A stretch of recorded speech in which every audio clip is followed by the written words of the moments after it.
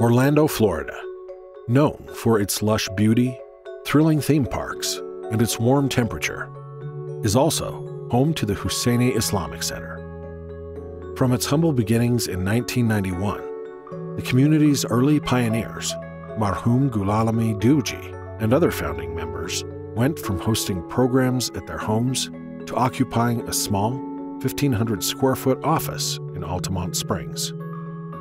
Today, the Husseini Islamic Center has welcomed over 450 families, hosting a variety of programs to its diverse and vibrant congregation.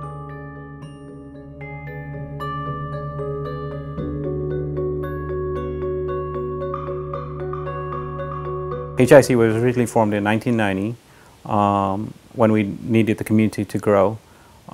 We initially rented, and then by 1997 we bought a place, which is the current place on Hester Avenue. By that time the community had grown to about 150 families, and we needed a bigger spot, and we needed our own place, so that's where we moved to. Marhum Ghulam DEWJI, I remember his words. He said to us, we were a group of about 20 or 30 families that we had moved here, and he was ecstatic. He was happy. He said, now finally, Orlando is going to be a community that people will want to move to, and alhamdulillah, we went from 25 initially to 50 to 100, and today we're sitting at almost over 400 families here with about 13 or 1,400 heads. One of the seniors, Marhum Ghulam Ali DEWJI, he had talked to me when I came here, and he says, I've been waiting for this time because our community needs a lot of specialists, but we need a physician. So everybody was happy. I was very welcomed. Orlando is the nation's fastest growing city for entrepreneurs, professionals, and immigrants from different backgrounds. It is estimated that the region welcomes more than 1,000 new residents each week.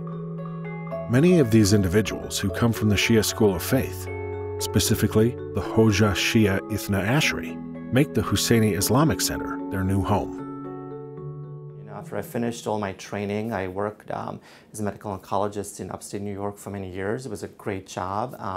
But when we had our daughter, both my wife and I knew we wanted to be part of the community so that she had that same experience growing up that we both did. She grew up in Dubai, I was in, in Dar es Salaam.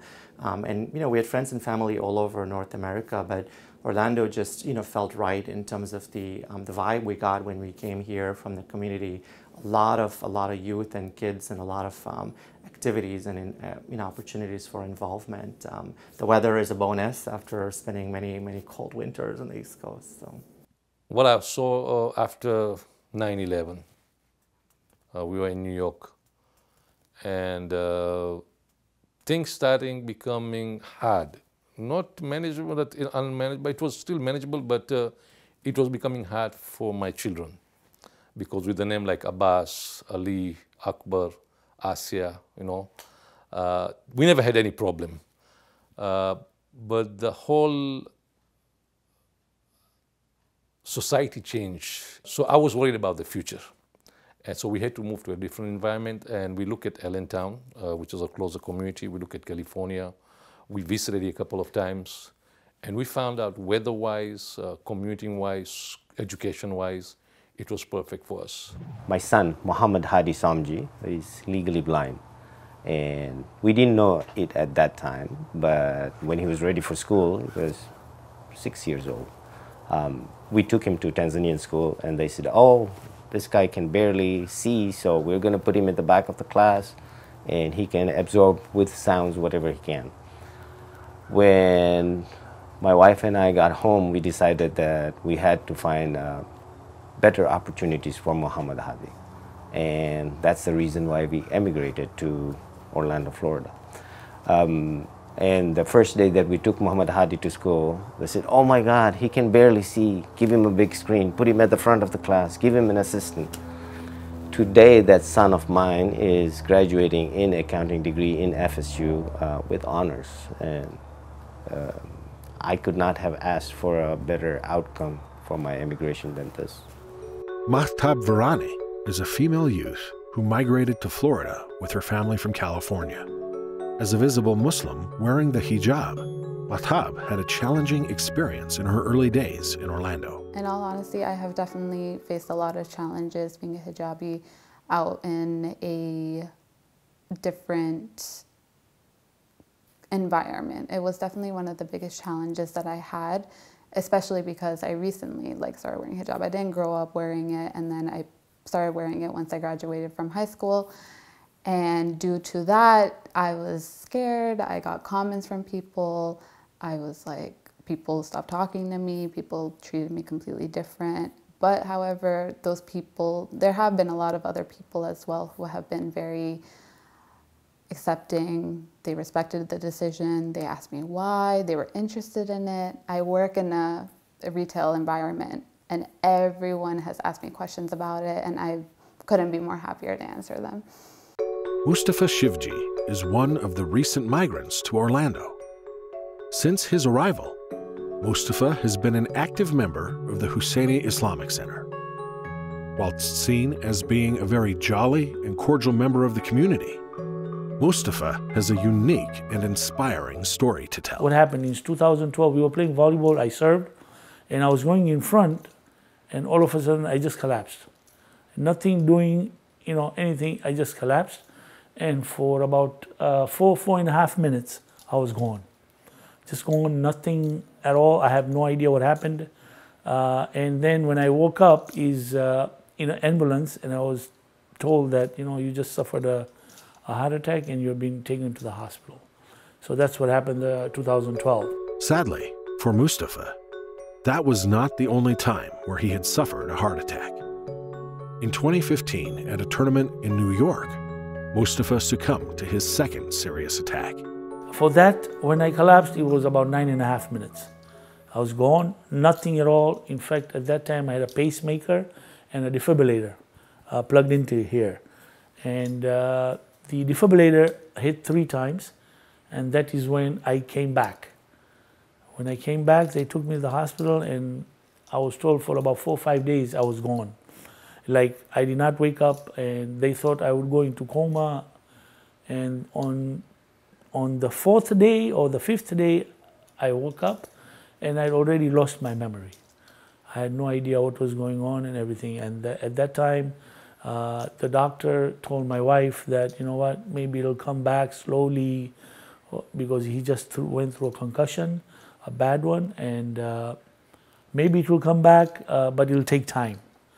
And at that time is when he told her that if you shake him or if he gets afraid or something, then maybe he will come back. It'll be faster. So that's when she slapped me.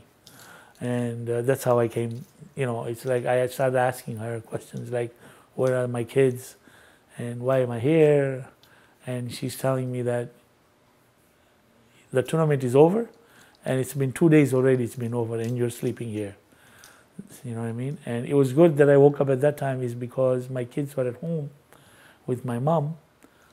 And as soon as she called my mom to come to the hospital, a fire broke out at home. Yeah, so it was a blessing that my mom and my kids came to the hospital. Otherwise, they would be in that fire too. The HIC community is filled with touching stories. And whilst its members are offered a supportive and collaborative environment when migrating to Orlando, guiding the future generation in the right direction from a spiritual standpoint is also an integral endeavor undertaken by its leaders. Yeah, our students are always eager to learn. You'll be surprised. You'll walk into a class, like a 4-year-old or a 5-year-old will throw a question at you, and you're like, at some point you're like a little bit stunned, as a teacher or as a co-principal. So they're very inquisitive. You will see the kids always, asking. They have that ability to critically think, and that amazes us, as co-principals, even as teachers. You would think that if you walk into a class of a 6-year-old or 5-year-old, you don't get to hear a lot of questions. But when you go into the real life scenario into their classes, you can hear them ask those questions. You can see that inquisitive, they want to learn more.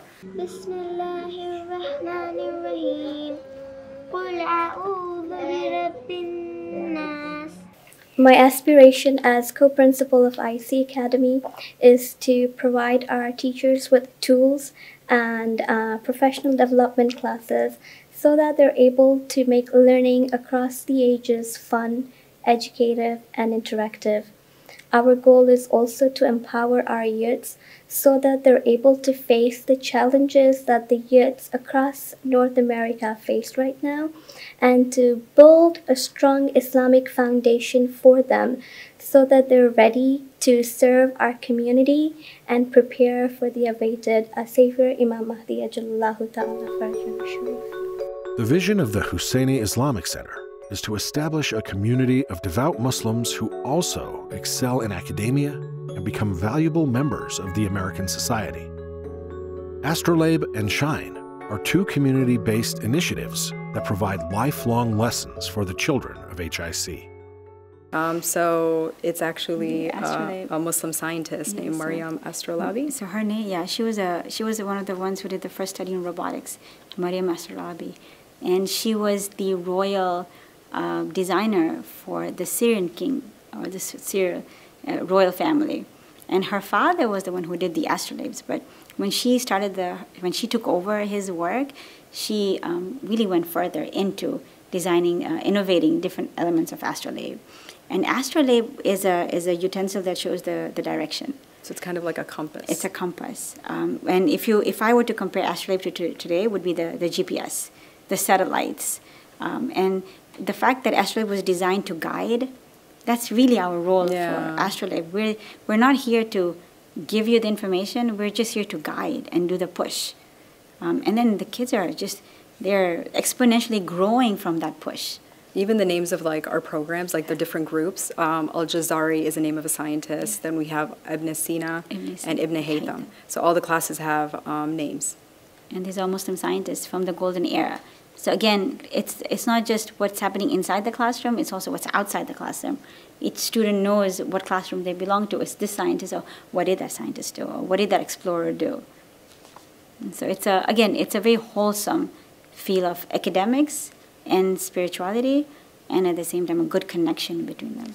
I say teaching has been a passion for me for the longest time. I've always enjoyed it. Just, connecting with the children, seeing the spark in their eyes, It's just something very amazing when you can see the progression that they have and knowing that you're a part of that.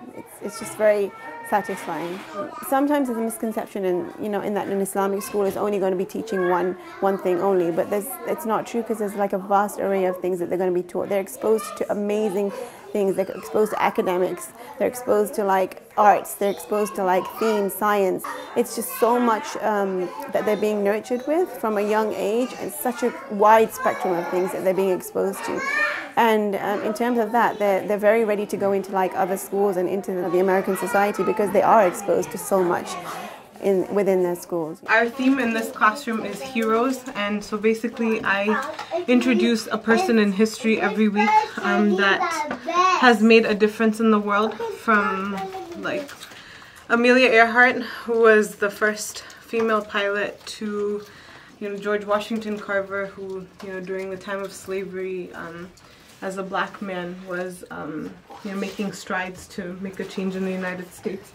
So I just want our students to see the diversity of people in the world that have made a difference. I know we're an Islamic school, but I think it's really nice for them to also see people that are non-Muslims that have made a difference as well. Sayyid Hassan Ali Rizvi is a dynamic scholar who serves the Husseini Islamic Center as its resident imam. As a young man, Sayyid Hassan struggled with borderline atheism and sought to find answers to some of his burning questions at a formal Islamic seminary. After returning from his studies overseas, Sayyid Hassan now manages a range of programs at the center that accommodates nearly every segment of the community. I think that for this community, if we would like to be here long term, if it does continue, we're able to serve the community long term in whatever capacity, then it would be trying to, for every group that has their own set of needs, trying to achieve them in the way that they require, right? Which means this, let me explain. So you have those who, we'd say, have an interest in Islam. They want spiritual growth, intellectual growth. Like, okay, fine.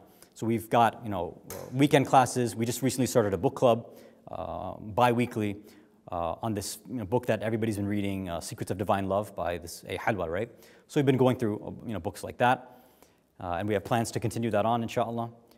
We used to have, although it hasn't restarted yet, but we were doing classes on going over the intellectual sciences in Islam. We were having Sunday tafsir classes as well. So we had these initiatives that were dedicated primarily to those who were really looking to broaden their Islamic understanding, right? And even willing to destroy their assumptions and presumptions and really go for more in-depth knowledge about Islam, which was great. But that's always going to be a minority in most communities, right? And including here. Then you have the sort of general body of the community that the kind of most that they will do is they'll attend the programs. They'll come for the shahada, the wilada, they'll come for the Thursday nights maybe. So there, like many communities, it's still, that monologue format. So the aspiration is to see, can we, and we've started to, at least try to do this, we're experimenting right now, can we try something a bit different? Maybe every other Thursday or once every month, do something a bit more interactive. So what we'll be starting, for example, one Thursday out of the month is instead of doing the typical sort of monologue where I'm just up there for 20 minutes putting everybody to sleep, we're going to try something else where both men and women will be in the same hall, set up in a kind of amphitheater, semi-circle, workshop, seminar type format. We'll have a whiteboard up here, and it'll be more of a class. It'll be completely interactive. I won't sit on the minbar at all unless I get tired because I've got old man knees, so I'll probably have to sit for a little bit. But otherwise, I'll be walking around, writing on the board, and the issues we'll be addressing are the contemporary ones that nowadays people, they, for many reasons, are struggling with, issues of tawassul, or existence of the imam, or people every once in a while have this issue of la'na, all those kind of things which bother individuals, which sometimes get addressed from the minbar, but that monologue format usually doesn't solve everything. Right? Having that back and forth hopefully will solve some of those issues. So we're hoping that that works out, and that'll change things up a little bit. In addition to the day-to-day programming that takes place at the center and schools, the community, and especially the youth, really come together over sports. The bond and togetherness that is achieved is immeasurable. So one thing that's very, very big within the youth within Orlando is sports. Sports is something that brings us together no matter what age you are, no matter where you're from, what is it that you do, what you like. If you like a sport, whether it be volleyball, whether it be soccer, whether it be tennis, this community has given us that. Actually, growing up, it was kind of tough to connect with people in the community, but volleyball really, really helped with that because everybody was in the same building playing the same sport, so you got closer, you became friends, and we noticed it with the kids growing up today as well. Volleyball really helps bring them together because when you're playing a similar activity, it's easy to connect about, right? I'm not going to go out of my way to reach out to someone I don't know, but when I'm already here playing volleyball with them, it's a lot easier to connect. So it's definitely the friends that I hang out with today, I definitely met through volleyball. Sentiments such as those expressed by Imran are commonly shared among other youth in the community.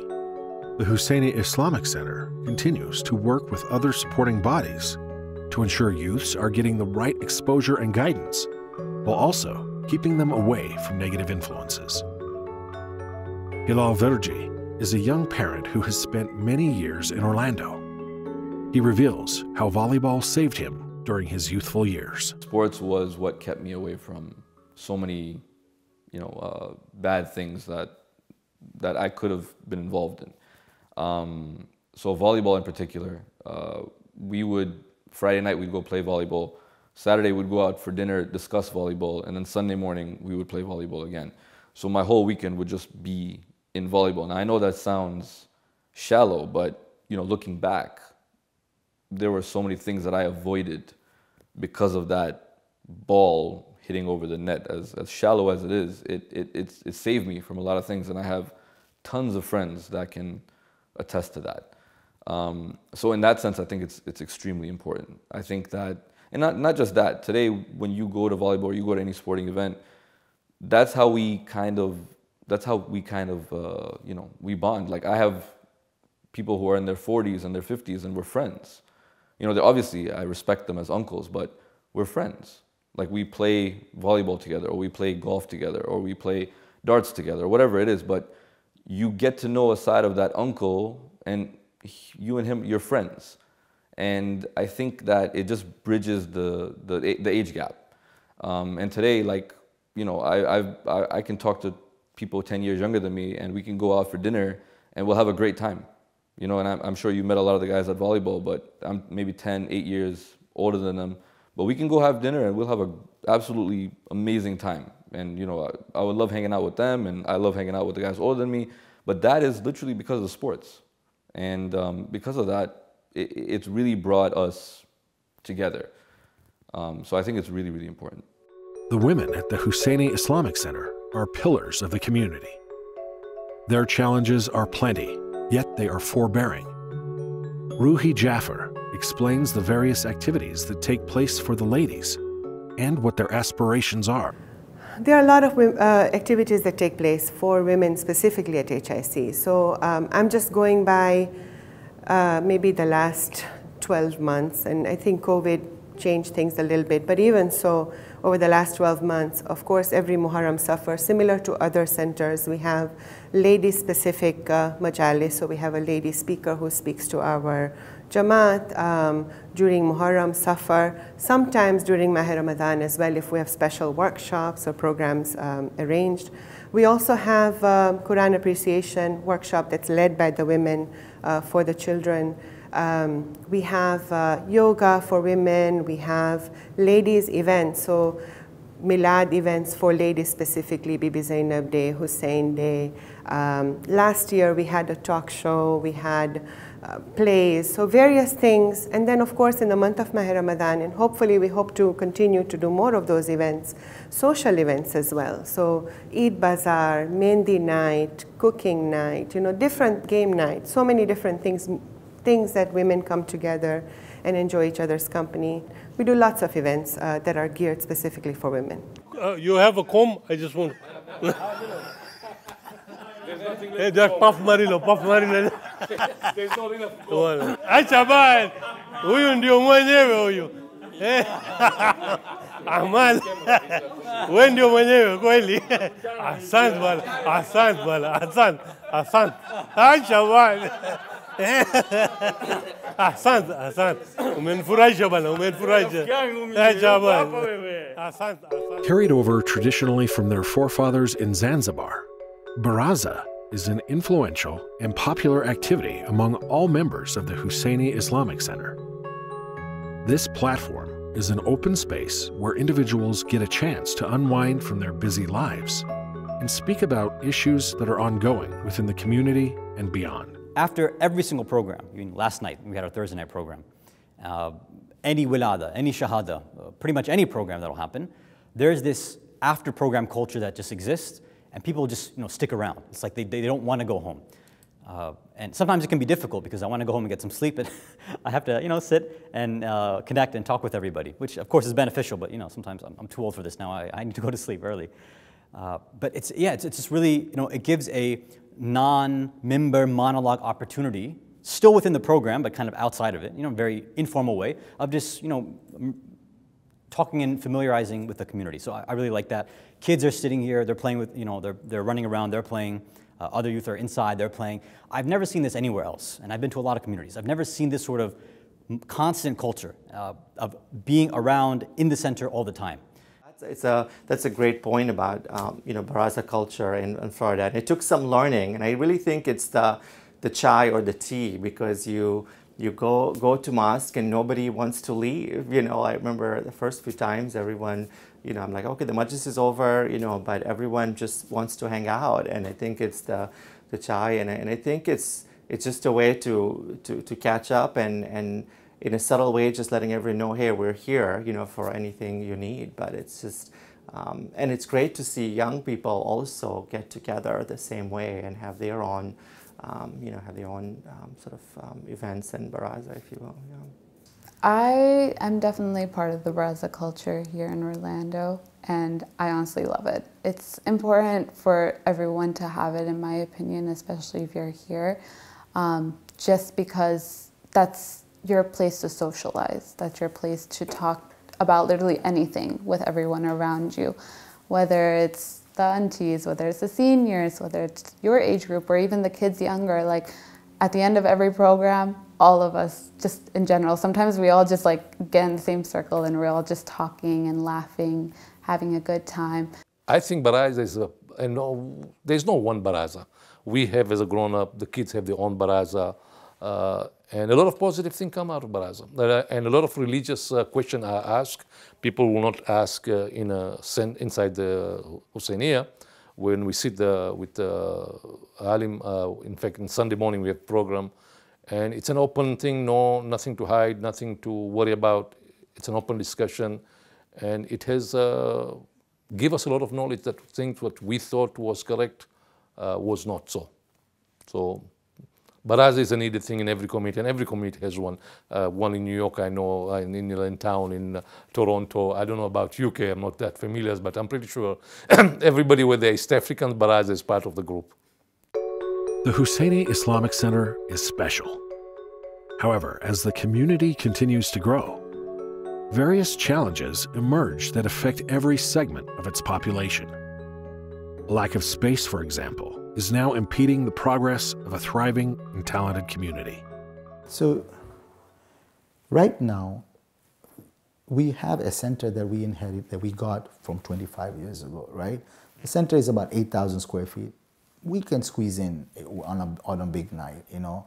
We can make it work, but that's it. That's all we can do, and nicely. And that's majalises, for example. And we do some sessions here and there. But a community setting going forward this is not going to be enough. We need our own education. Our children are playing sports. They're everywhere. They go rent out gymnasiums there for $300 a session, right? They play 2-3 times a week. They go very far. Our ladies want to play badminton. They tried. They went, and the only spot they got was so far that they were afraid for their security. And now they're thinking about it, and they have to find somebody. So we are all over. When it comes to outside of just the majalis setup, we're all over. Our education, we have a school running at the center. And believe you me, when it's the majlis time in the evening, the chairs and tables for the kids need to be moved aside so that they can be majlis, right? This is not something that is sustainable for us, right? Our community has grown, and a lot of people come and say, you know, am I going to get good space there? Can I, you know, am I able to, if my children are going to cry, can I take them somewhere here? It's just, although we are making it work, and alhamdulillah, with our volunteers, we are making it work, right? We need something that actually fits 1,200 people. We have a real lack of space. We'd like to grow and do other things with the kids, but we just do not have the space to accommodate. Even right now, we would have liked to grow and have more classes available for the kids, but we just don't have space. Yeah. And I think one of the issues is, for example, we're having 2 classes in a single setting with a divider in the middle, and the teachers are talking over each other. So having that extra space, having the students have their own classrooms, even having a lab setting. Yeah, because every time, because multiple spots are being used, every week we have to literally wrap everything up and then recarry everything in, and it gets very exhausting. I mean, it's amazing for HIC to, despite the lack of space, they were one of the first ones who opened the doors and said, you know what, come in, and we're an independent entity, come in and use our space. That was amazing of them. But there's definitely a lack of space. And if they grow, hopefully we'll grow too. We can grow too. One of the greatest challenges that we face right now is having our own space. Alhamdulillah for this beautiful rental facility that we have. But it brings a lot of hindrance to the 2 of us as co-principals because we don't have an office. So a lot of times when we have to meet up with the teachers or the parents, students sometimes, we don't have a space where we can discuss confidential matters, and so we have to work out of our madrasa hours to accommodate that. Our teachers also have a hard time they don't have a lot of time to prepare for a class. They have to come in and start right away. A lot of times, as a teacher myself, teachers love having children's work displayed, but in a rental facility, that's next to impossible. So my dream is that this community needs a center that can meet the needs, keeping in mind it's not to show off or anything. It's mostly to build a building that will provide our needs, whether it's madrasa, school, our ladies and gents programs, ghusl khana, and all those things that we need at a minimum price and with minimal maintenance. Well, in the coming years, I would love for the community to bring a facility with enough courts to support a tournament, just so that, you know, it'd be a lot easier if we're already at mosque, and then from there we're able to play volleyball. Everything can happen through there. And I will give an example. If you look at Toronto, their community, with the way they have the gym and the mosque all set together, and everything is, it's honestly, it's perfect there. And so if we could get something like that, that'd be amazing, especially with the community size that we have. It'd be something that would be very useful. On April 24th, 2021, the membership of the HIC community approved the launch of Project Orange by an overwhelming majority. This new site is a spacious and rare find that will serve the needs of the current and future generations. Project Orange is our new center that we want to build. The goal of this center is to have a place where not only people can pray, people can play, and people can study at the same time if possible. But once you bring people together, a lot more can happen that you will not even envision. I know once we build that center, things will happen there that I will scratch my head and say, oh my God, I never expected that people would take it. People will take it. Just like when you build software in a certain way, and you say, you know what, I want people to do this, this, and this. But after you build it, when you do the focus studies and you give your software to some focus group for them to actually do it, you start realizing they're actually using it way beyond you even expected it.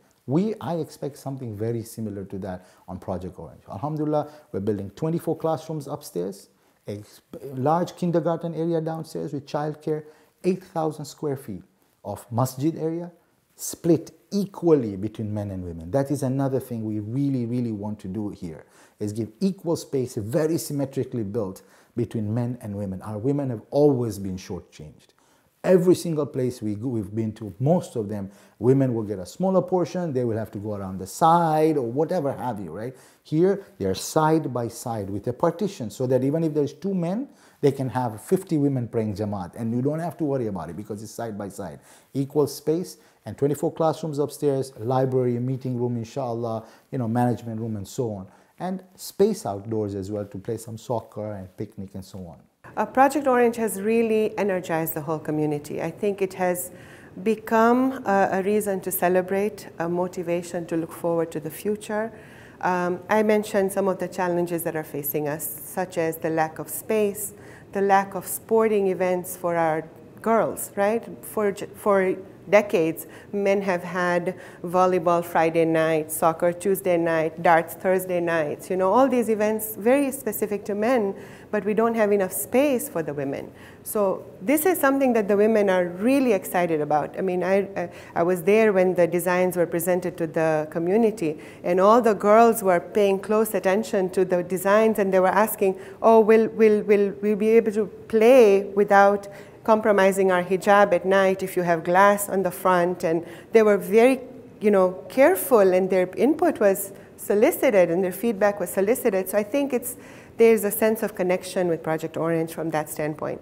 Also, I think it's something where the whole community feels like it's their own. Everyone is contributing in some ways. It could be $5 from a child who's doing a surathon. It could be free media from a youth who doesn't have a job right now but really wants to put in her effort into this project. And it's not about just the money. I think it's all about involvement, collaboration, this sense that this is going to be ours and we're all working towards this one goal. And when the soul is constricted in a space where it can't, metaphysically breathe, it's going to be an issue. You can have the best speaker, you can have the best programs, the best reciters and everything, but if a person's constricted, or let's say the audiovisual, or whatever, these kind of issues are not taken care of, it's going to, take away the maximum benefit from programs. So, with a newer center, a bigger center, simple things like more parking, having space for, especially for ladies, right, which is definitely essential. And they have been an underlooked part of many different communities, hopefully not intentionally, but when they are taken care of, they usually end up becoming the backbone of, and I think they are the backbone of any community, especially this one. When their needs are satisfied, then it makes the overall community, I think, much stronger in that sense too. I'm a mother of 3 girls. So I see the challenges where, as being a mother of 3 girls, where if they have to go out there and interact, like play sports, for example, you have those limitations where you don't have like timings where it can be only women or only men, because hijab becomes an issue for us. So they have to go with their hijab, and sometimes with sports outdoors, it becomes a little bit inconvenient, especially with the Florida weather. You want them to be able to enjoy those activities in a very comfortable manner, in an environment where they can feel safe, they can feel like they belong there. And accessibility is really the biggest issue for us as far as madrasa is concerned. If we can have access to something that we can call our own, that's going to be like a huge accomplishment for us. For our children, Project Orange would allow them a classroom space. So for example, from a history perspective, we're doing history, politics, and geography together. So having a classroom that really looks at a 3-year history program and being able to put the timelines on, put the regions on, work with the Assyrian civilization versus the Egyptian civilization, and right in front of them, and it's there for them to go back, and then the next week come back and see it there. That's huge for us. It allows a kind of continuity in terms of growth, space, labs, and storage space. And I think the other thing would allow is, these are homeschoolers. They don't have a lot of physical activity. So having this co-op, if there's a basketball court or some kind of physical aspect, they can go play. So we have that hour break. They go play basketball, they play soccer. I think that in itself is bonding for our students. And if Project Orange happens, we will have that too, inshallah. A building doesn't make a community. It doesn't define what a community is. The community defines a community. But and we have that already. We already have a community that thrives, and we're great in all aspects. But you take that thriving community and you put them into a facility where we can utilize so many different things. The growth is exponential. So it's exciting. What's to come in the future is very exciting. Shaukat Parpia is a trustee of the Husseini Islamic Center, who purchased the plot where the idea of Project Orange will come to its fruition. Well, we started back in 2019 looking for lands, and we had been looking for land for about 2 years. We also had 3 properties under contract, and none of those 3 checked the boxes that we needed for our needs. Until this project came along, this piece of property was available to us. Because of how the real estate market is moving at the moment, I had to make a decision to buy this property under my name immediately, so that while the members make a decision whether to move forward and also collect the funds, the property was ready for us as and when HIC needed. Project Orange is honestly a miracle for this community. But this property actually ended up on one of our trustees' laps, and the decision was made to actually go and see the place and see if it works for the community. Not only that, it sits next to a school, which has a soccer field, and it sits next to a daycare center. So it's basically secluded. Behind it is a lake. So everything sort of was placed in the right, in the right direction, and there was nothing negative for us to say, okay, there's something wrong with this, or we couldn't find a fault in it. I felt like this was the time, and it was the right time for us to move forward, because it had come to a point that we really needed something right away. And this was a unique location is a unique location whereby it's located close to about like 30 to 40 families that are in our community live close by this area, and the zoning is the key, which it permits place of worship and school. One of the most important aspects of Project Orange is to make it accessible to the wider American community, a feature that resonates highly with the management and youth of HIC. Our design, if you look at our design, it's not traditional Middle Eastern design. We're designing it to be very, very modern, right, and integrated together into the East and the West together, right, into a mosque where people, even Americans, can be proud of, right? Number one, we have outreach programs, number two. Number three, right, when we do something, we don't limit our people and to go out and do something else. We don't want to bring them here so that they're not integrated into the rest of the world. We want to bring them here so they can bring their friends as well. Right? Just because we have a gym does not necessarily mean the kids on the right-hand side, on the south side of our property who are going to school there will not be able to come. We fully intend to build a great relationship with the public school, right? So that we can actually have programs together with them. When it comes to outreach, I personally hope that this community the new center, I should say, would be more open with it being a brand new location, more so looking like, rather than like in this place where not many people know where it is, or they see it and they're like, okay, just drive right by it again.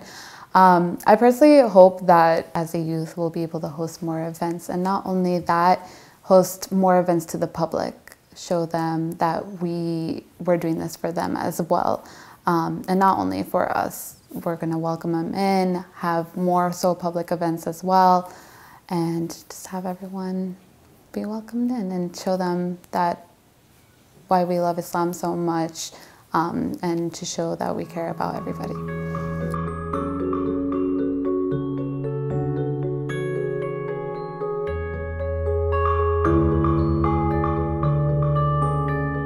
If a community is really concerned about, the children, the youth, right? The ones who are, being born right now or might be in the wombs of their mothers right now. If they want that sort of future for them, and they don't want them to go through the same, and again, when I'm saying difficulty, I mean relatively speaking. Alhamdulillah, it's a building that's here right now and it's serving its general purpose. But if they're seeing that there are certain things that can be taken care of, well, okay.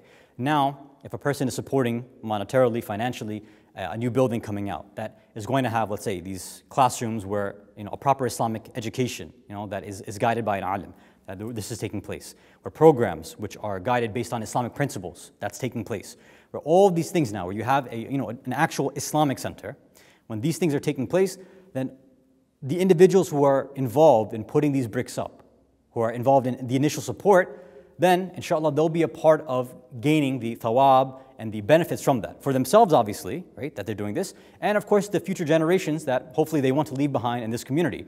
And who knows, when you have people looking out at other communities to say, look, they have all these initiatives here in Orlando that don't exist anywhere else yet, or maybe other communities are trying to work on it but they haven't gotten there yet. They'll see, hey, okay, this place has what we're looking for, and they've got a plan for it, so it'll encourage, say, that hijrah and that movement here too. Really hope that HIC or Project Orange or our center is not just a hub for religious resources. It's not just an education hub, a religious hub, a spiritual hub, but really it's integrated into our lives the way other communities think about their center. So you go to a church, the membership of that church don't only go to church for Sunday Mass.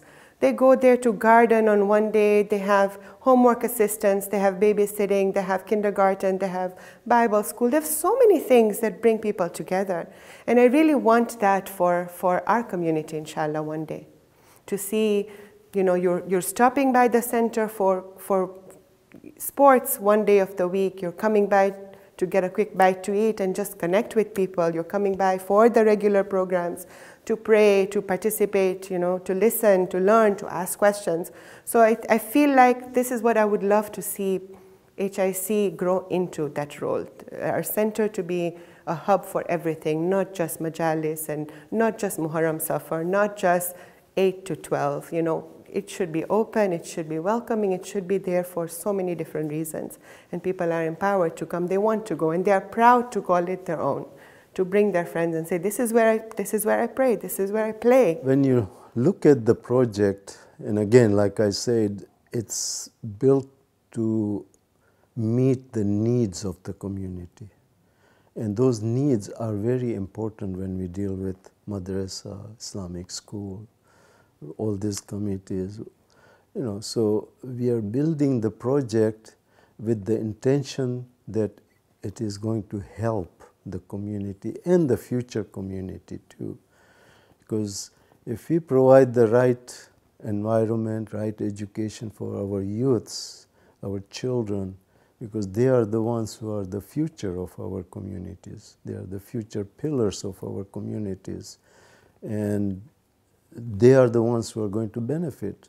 Now, people who are going to donate, I can give you my example. For example, I probably have donated for different things in different jamaats, but I'm not there anymore. And people do move, and we never know. This project will help one of your grandchildren, your children, who knows what will happen in the future.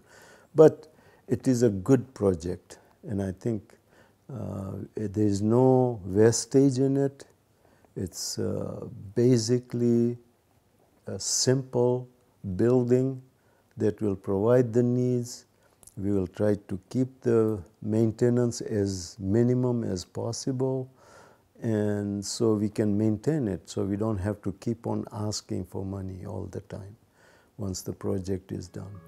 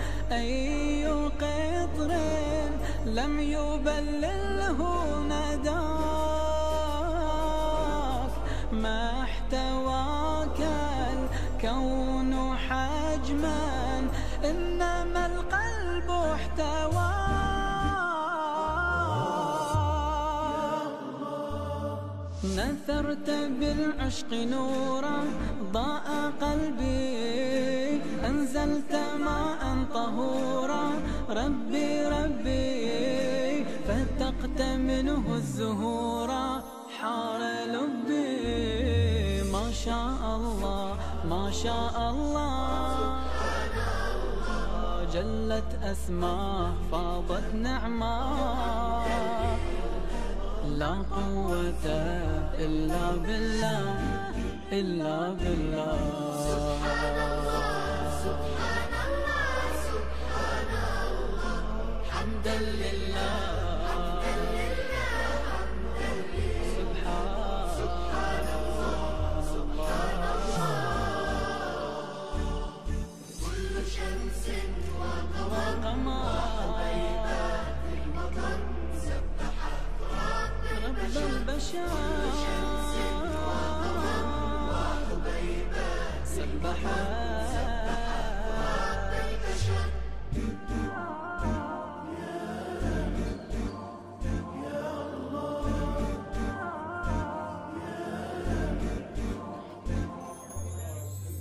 أي عين لم تراك، أي سمع أي فم،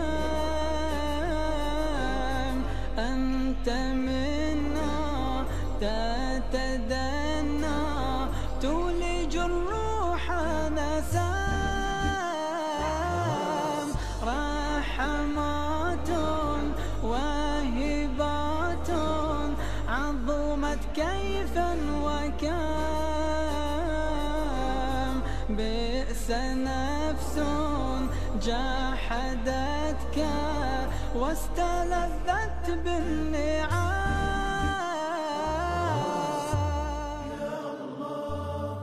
أنت العلا والكمال ملء الآفاق.